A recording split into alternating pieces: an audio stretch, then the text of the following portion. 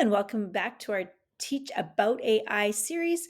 This is a series of play and pause lessons to help introduce your students to AI and also to teach yourself more about AI. So, this edition is a special teacher edition, and this one is going to be some different tips how you as a teacher can be a human AI detector. We really want to instill that AI detectors are problematic. This is a great graphic from Holly Clark's AI Infused Classroom. They are inaccurate, they are unfair for lots of students. You can come back and check out this graphic, and we're going to dive into some ways that you can be a human AI detector. There's a whole list here, and we're going to dive into all of them. As we go through this list, if you notice right up here in the top, lots of these don't stand in isolation. These factors will be often combined. And if they are combined as we go through them, that's extra suspicious that you need to have a chat with your student about their use of AI, and then watch the rest of the series so that you can help to teach them about AI. As a human AI detector, one of the very first things that you need to do is you need to try your own prompts. So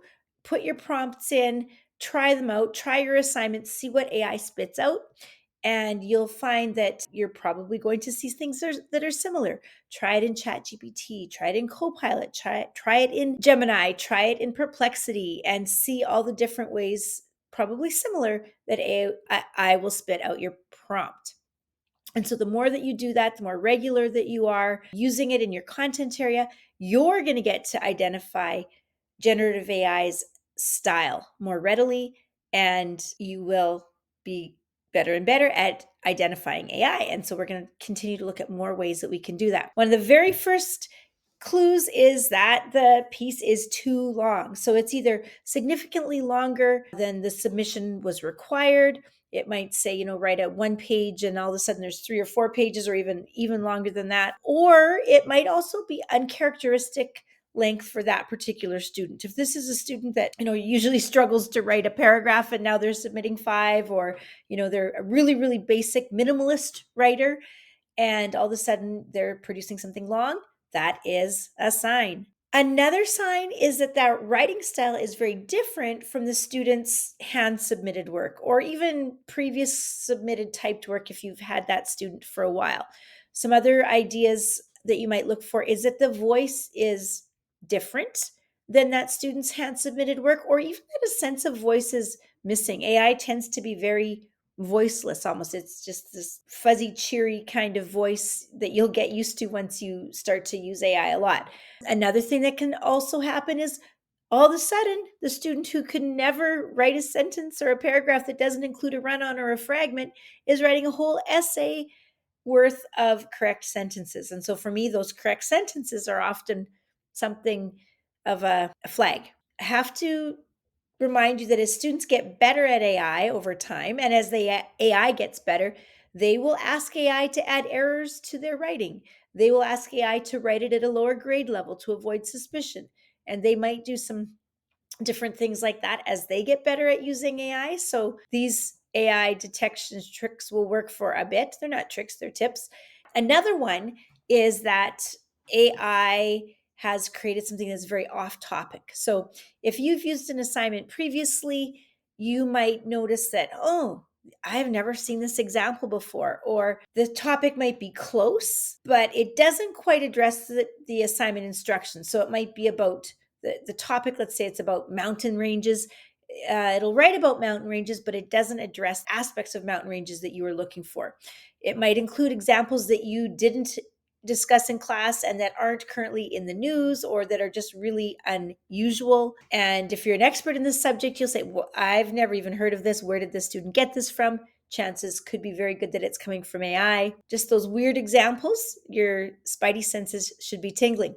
Another one is almost the opposite of that. If you have a somewhat complex multi-part assignment, sometimes what I find is that students will, get most of it, but they might, slip up and not fully hit all the parts, or they might do this part really well, but not this part. They might miss something. So what I'm finding is that if there's a multi-part assignment and students have used AI, that the assignment is done to an incredible T. There is no part that's been missed or shortchanged or anything. It's almost too perfect, especially if you know that your students typically tend to miss a little part here or a little part there, and all of a sudden there's this piece that just nails it. That could be a sign that you need to look more carefully. Another adjacent example is that there might be topic specific examples that are missing. So the AI might be very, very generic. The answer again is about the topic, but it's missed including those specific examples. It might also be missing course specific vocabulary that you would normally see. Related to that, it might use synonyms or equivalent terms that you have never used in class. And so you know, your academic brain as a teacher, you know that those terms are correct. You have never used them in class, and you'd be surprised that your students would know them. So an example here you can see on the screen, maybe in class you have used the terms free market economy and capitalism, but the student is using the term self-regulating market. Now, you know that that works. You know that that's accurate for your context, but you know that that's a term that the student has never heard in your class and is likely to have come from somewhere else because other students don't use that either.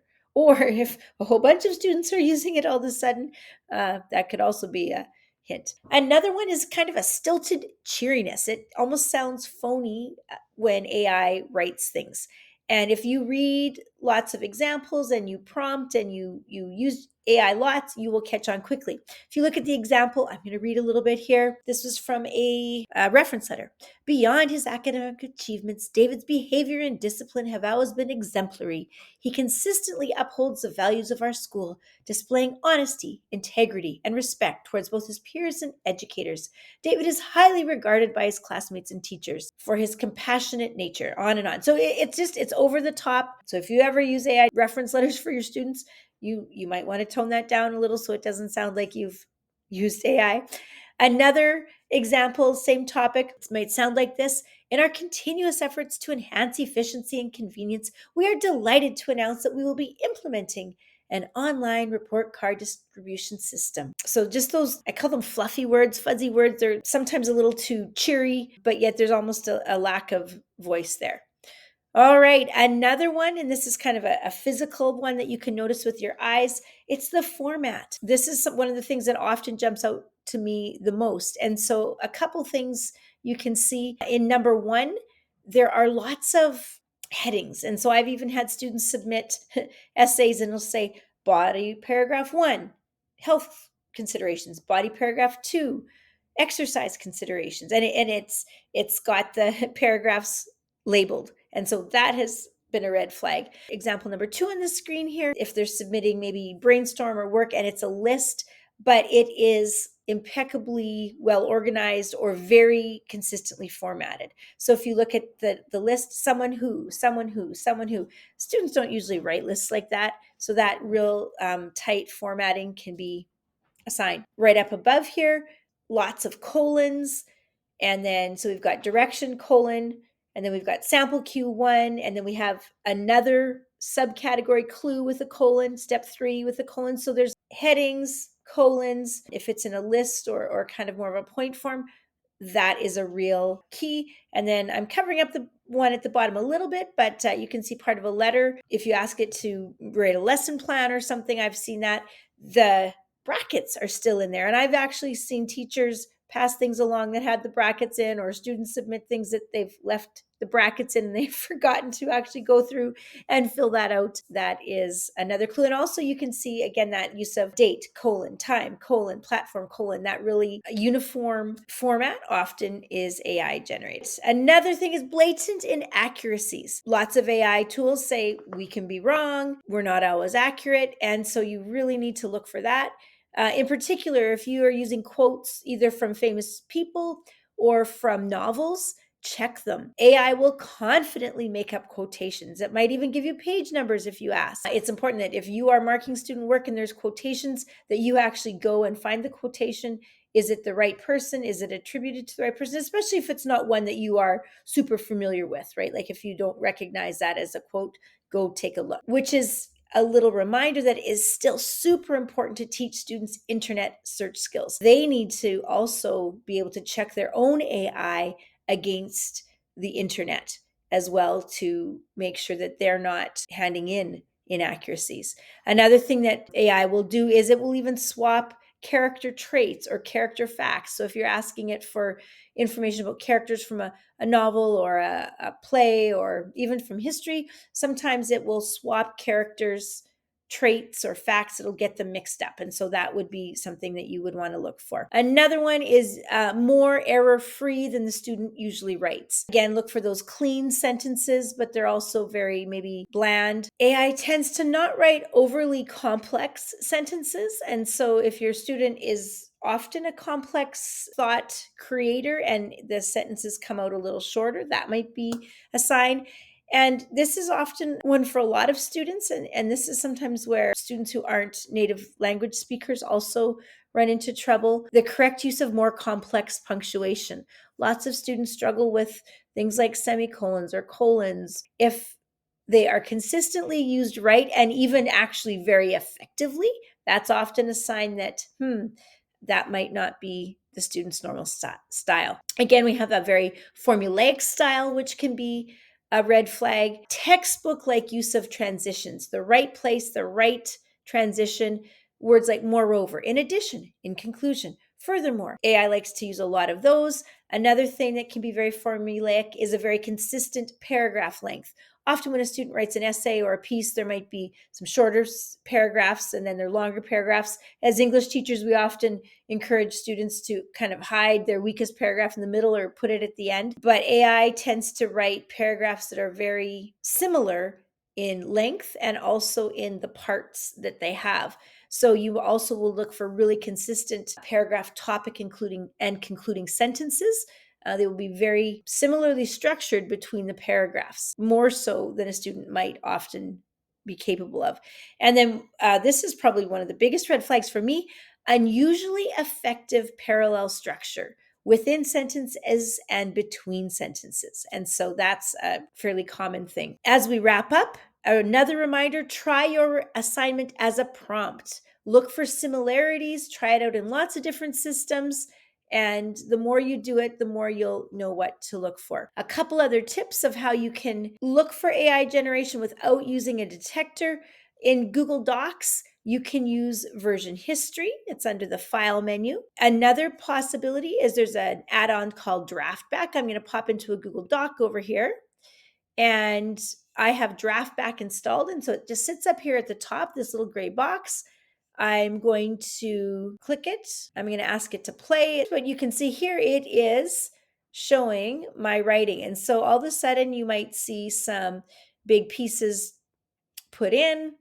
Now you can see there is lots of typing that's happening. If you look in the box in the top left, it going on as well. So you're looking for huge chunks that are pasted in, especially if there's no editing happening. I mean, you have to decide what's acceptable or not in those circumstances, but Draftback can be one that takes care of that. Another tool that I can turn on up here, I have revision history installed. It's another extension. It's this little leaf looking piece.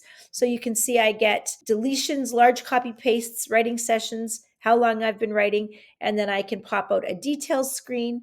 I get copy and pasted segments, and it also tells me how many writing sessions I have.